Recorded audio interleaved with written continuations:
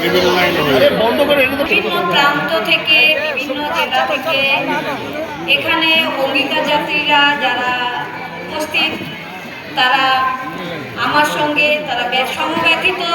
তাই আমি তাদের সবাইকে আমার ঘরের লোক মনে করছি, কেউ মা বোনকে আমার অন্তরের অন্তঃস্থল থেকে। আমার মেয়েটা এতটা শক্তি ছিল যে এত লোক আজকে একত্রিত হয়েছে তার জন্য, বিচার চাওয়ার জন্য। সেই যে অভয় শক্তি, সে আর নেই আমি বলবো না, তার শক্তিটা আপনাদের সবার মধ্যে রয়েছে। আজকে আমরা যে দুর্নীতি হচ্ছিল, শিক্ষার কোনো পশ্চিমবঙ্গে নেই। একটাই কথা বলবো সবাইকে, যে শিক্ষার অভাব আমাদের এখনো রয়েছে। শিক্ষাটা শেষ করে দিয়েছেন আমাদের মুখ্যমন্ত্রী, যিনি শিক্ষা বলতে কিছু নেই পশ্চিমবঙ্গে, শিক্ষাটা ভেঙে গেছে। পরবর্তী এটা আমি প্রত্যেকটা মায়েদেরকে বলবো, এই বিদ্যাসাগর মূর্তির পাল্লায় কে ফার্স্ট হবে সেকেন্ড হবে সেটা বড় কথা নয়, আগে মানুষ হতে হবে। সবাইকে শ্রদ্ধা, ভক্তি, ভালোবাসা সেটা ছেলেদের মেয়েদের সবার মধ্যে প্রয়োজন। তাহলে আর আমাদের বলতে হবে না মেয়েদের কেন রাতে বাইরে বেরোবে, কেন মেয়েটা সেমিনার রুমে ছিল, এইসব কথা আর বলতে হবে না। যদি ছোটবেলা থেকে আমরা সেই শিক্ষাটা দিতে পারি, আমরা পারিনি, এখনো পারিনি, যতই আমরা উন্নত বলি কিন্তু শিক্ষিত আমরা হতে পারিনি। আর যারা বেশি শিক্ষিত তারা নিজেদের সামান্য একটুখানি স্বার্থসিদ্ধির জন্য বড় বড় দুর্নীতিকে মাথা গলিয়ে দেন। সেই লোকটুকু তারা সামলাতে পারেন না বলেই আজকে এখানে এই বড় বড় দুর্নীতিগুলো ঘটে। সেদিন যদি আমার মেয়ের সিনিয়ররা তাকে রক্ষা করতেন বা তার সঙ্গে যারা যারা ডাক্তার ছিল তারা যদি তাকে হেল্প করত, সাহায্য করত, তাহলে তাকে খুন ধর্ষণের শিকার হতে হতো না নিজের কাজের জায়গায়। এই যে সিস্টেমটা, এটা ভাঙতে হবে আমাদের। আজকে এটা অঙ্গীকারের সমাপনী অনুষ্ঠান নয়, এটা আমাদের আরো একবার অঙ্গীকারবদ্ধ হওয়ার দিন, যে আমরা সমাজের এই দুর্নীতিকে দূর করেই ছাড়বো। কে সরকারে আছেন, কে সরকারে নেই বা শূন্য পক্ষ নির্ভর করে না, নির্ভর করে কে বেশি দুর্নীতি করছেন, কে এই ক্ষমতায় আর রাখবো না। এটা আমাদের বুঝতে হবে। কারণ এই আমার মেয়ের খুন ধর্ষণ, তারপরে মনে হয় 200টা ঘটনা ঘটেছে, আর সব জায়গায় একটাই হয় যে আরজি করের মেয়েটা বিচার পেল না বলে এটা আরো ঘটল। সত্যিই তাই, যদি এখানে সবাই ধরা পড়তো তাহলে কিন্তু কিছুটা হলেও এই দুর্নীতি দমন হতো, কিন্তু না, আজও আমরা সেই লড়াই করছি। আর চারপাশটা দেখলে যে বোঝার কারো অসুবিধা নেই, যে সবাই বিচারের জন্য এখানে দাঁড়িয়ে আছে। একটু যাওয়া যাবে, এই আমরা এটা থেকে এটা কিছুতেই মানব না।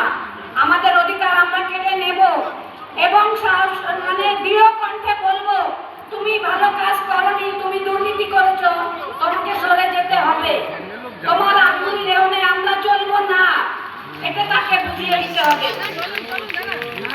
যাই হোক, আমার ক্ষমতা অনেকটাই বেড়ে গেছে, আপনাদের সবাইকে একসঙ্গে আমি পেয়েছি, আপনারা আমার সমব্যথী। আমি আর অধিক বলে সময় নষ্ট করবো না, আমাদেরও যাওয়ার সময় আছে। একটা সুস্থ সমাজ ব্যবস্থা আগামী প্রজন্মকে আমরা দিয়ে যাব, এটাই আমাদের।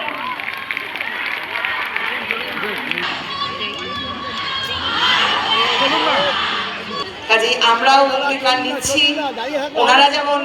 উনি যেমন বললেন আমাদের সবাইকে পেয়েছেন, আমরাও তাকে এই আশ্বস্ত করতে পারি যে আমরাও কিন্তু অঙ্গীকার নিচ্ছি। যেটা উনি বলতে চাইলেন সেটা হচ্ছে, শিক্ষিত হলেই কিন্তু সবাই মানুষ হয় না, বেশি শিক্ষিত হয়ে গেলে।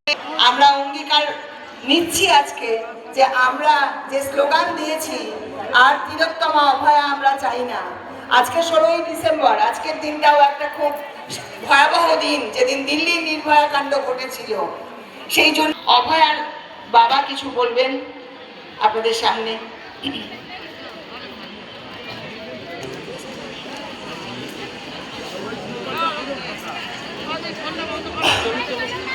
বহু দূর দূরান্ত থেকে আগত অঙ্গীকার যাত্রীদের সাদর অভ্যর্থনা জানিয়ে এবং আমার মেয়ের ন্যায় বিচারের যে সহযোদ্ধা তাদের স্যালুট জানিয়ে দু চারটি কথা বলবো। আমার উল্টো দিকে অনেকগুলো পোস্টার আমি দেখতে পাচ্ছি, ব্যানার, যেটা অতীতে ভারতবর্ষের বিভিন্ন ঘটনা তুলে ধরা হয়েছে। সেখানে আরজিকর আন্দোলনের একটা পোস্টার দেখা যাচ্ছে। আজ 16ই ডিসেম্বর নির্ভয়াও ঠিক সকালে এরকম কাজে বেরিয়েছিল, সেও কিন্তু আর বাড়ি ফিরতে পারেনি। তখন দিল্লির মুখ্যমন্ত্রী শীলা দীক্ষিত এবং আমাদের প্রধানমন্ত্রী শ্রী মনমোহন সিং তারা স্পেশাল মন্ত্রিসভার বৈঠক করে নির্ভয়াকে অনেক চেষ্টা করেছিলেন বাঁচিয়ে রাখার এবং বিদেশে চিকিৎসার জন্য পাঠিয়েছিলেন, কিন্তু অত্যাচারীরা তার উপর এত নির্মম অত্যাচার করেছিল তাকে বাঁচানো যায়নি। 9 আগস্ট 2024 10:53 একটা ফোন আমাদের জীবনটাকে পুরো ওলট পালট করে দেয়। আরজিকরের যারা পিজিটি তারা বলছে আমার মেয়ের সহকর্মী 9:30টার সময়, সকাল 9:30টায় আমার মেয়ের দেহ আবিষ্কার করেছে তারা। আপনারা দেখবেন কোথাও কোনো মৃতদেহ যদি রাস্তায় পাওয়া যায় তাহলে পুলিশ সবার আগে সেই মৃতদেহটা হসপিটালে নিয়ে যায় তিনি জীবিত না মৃত সেটা ঘোষণা করার জন্য।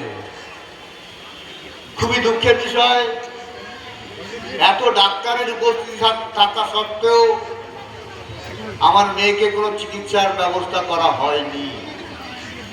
12:44 এমার্জেন্সি ডাক্তার আমার মেয়েকে মৃত ঘোষণা করেছে। তার মানে কি পরিকল্পনাটা এত জটিল এবং গভীর ছিল। আমাদের দ্রুত হসপিটালে ডেকে নিয়ে গিয়ে 3.5 ঘন্টা বসিয়ে রেখে তবে আমার মৃত মেয়ের মুখ আমরা দেখতে পারি এবং সেটা আমাদের মুখ্যমন্ত্রী সঙ্গে কথা বলার পরে তার অনুমোদন পাওয়ার পরেই দেখতে কিন্তু পারি। অনেক কথা সাধারণ লোক আন্দোলন ঠিকই করছে, অনেক কথা অনেকে জানেন না। এই সমস্ত বিষয়গুলো জানার দরকার আছে। আজ 9 আগস্ট 9 তারিখ থেকে 9 ডিসেম্বর উত্তরবঙ্গ থেকে যে অঙ্গীকার যাত্রা শুরু হয়েছে 4টি জায়গা থেকে সে মিলিত হয়েছে আজকে এই বিদ্যাসাগর মূর্তির পাদদেশে। সেখানে অনেক জুনিয়র এবং সিনিয়র, কয়েকজন মানে ফিজিক্যালি চ্যালেঞ্জ কেউ দেখলাম এই অঙ্গীকার যাত্রায় সামিল হয়েছে। তারাও যে সমাজের একটা অংশ সেটা তাদের পরিচয় তুলে ধরার চেষ্টা করেছে। সত্যি দেখে ভালো লাগছে। আজ এই বিদ্যাসাগরের মূর্তির সামনে বসে আমরা অঙ্গীকার করব, আমরা শাসকের চোখে চোখ রেখে কথা বলবো। শাসকের চোখ রাঙানিতে আমরা ভয় পাবো না। শাসক তার ক্ষমতায় বসে সম্পূর্ণ ক্ষমতা তার কুক্ষিগত করে এই গণতান্ত্রিক দেশে আমাদের গণতন্ত্র হরণ করবে, আমরা সেটা হতে দেব না। আজ উপস্থিত সবাইকে এই অঙ্গীকার করতে হবে এবং শিক্ষা এবং স্বাস্থ্য যেটা আমাদের মৌলিক অধিকার, সংবিধানে বলা আছে সেই মৌলিক অধিকার আমাদের ছিনিয়ে নিতে হবে। সেটা জায়গায় দুর্নীতি যা অবস্থা, আমার মেয়ের মৃত্যুর পর আপনারা নিশ্চয়ই জানতে পারছেন, সেই দুর্নীতিকে দূর করাও একটা আমাদের প্রতিজ্ঞা। আর সবাইকে বলবো, প্রতিদিন কমপক্ষে 10 মিনিট বিভিন্ন সংবাদ চ্যানেল, টিভি আজকে সবার বাড়িতে আছে, সংবাদ চ্যানেলে চোখ রাখবেন। দেশের পরিস্থিতি এবং কি হচ্ছে, কি হতে পারে, এই সমস্ত অভিজ্ঞতা আপনার থেকে তৈরি হবে। এটার কিন্তু প্রয়োজন খুব আছে। অনেকেই জানি আমরা এই সংবাদ চ্যানেলগুলোকে এড়িয়ে যান। সংবাদ চ্যানেলগুলো সবার বাড়িতে ফ্রি চ্যানেল আছে। আজকে মনে রাখবেন, 1.5 বছর পরেও এই সংবাদ মাধ্যম সবসময় সামনে রেখেছে আমার মেয়ের এই ন্যায় বিচারের দাবিটি। তার জন্য এই সংবাদ মাধ্যমকে অবশ্যই কৃতজ্ঞ জানাবো। তাদের কাছে আমরা সবসময় কৃতজ্ঞ থাকি। এই সংবাদ মাধ্যম যতদিন আমাদের সঙ্গে থাকবে এবং আপনারা যতদিন আমাদের সঙ্গে থাকবেন, অবশ্যই আমরা ন্যায় বিচার ছিনিয়ে আনবো। এখন আমাদের হাইকোর্টে যেতেই হবে। হাইকোর্টে আজকে আমাদের মামলাটা উঠতে পারে, হয়তো, জানি না। শুনানি এখনো শুরু হয়নি। 2টোর পরে শুনানি হলে জানতে পারবো। সেই কারণে আমাদের কোর্টে অবশ্যই উপস্থিত থাকতে হবে। এই কারণে বক্তব্য দীর্ঘায়িত না করে সবাইকে আরেকবার অভিনন্দন জানিয়ে এবং শাসকের চোখে চোখ রেখে কথা বলার অঙ্গীকার করে আজ এই অঙ্গীকার যাত্রা সমাপনী অনুষ্ঠান যেমন বলা হচ্ছে, সেই শাসকের চোখে চোখ রেখে কথা বলার সাহস এবং অঙ্গীকার করে সবাই আপনার যার ঘরে ফিরবেন এবং ভবিষ্যতে আরও বড় বড় আন্দোলন করবেন এবং শাসক যাতে আপনাদের ভয় পায় সেই ব্যবস্থা করবেন। অবশ্যই সমাজের উন্নতি হবে। এবং এই যে পোস্টার আমাদের উল্টো দিকে লাগানো আছে, আশা করি এই পোস্টার নতুন করে আর যুক্ত হবে না, এই আশা রেখে সবাইকে আরেকবার ধন্যবাদ জানিয়ে আমার বক্তব্য শেষ করছি। নমস্কার। ওনারা যাবেন কোর্টে, ওনাদের আজকে শুনানি হওয়ার আশা আছে। এখনো পর্যন্ত ওনারা কোর্টে ঘুরছেন ন্যায় বিচারের আশায়। আমরাও ন্যায় বিচার দাবি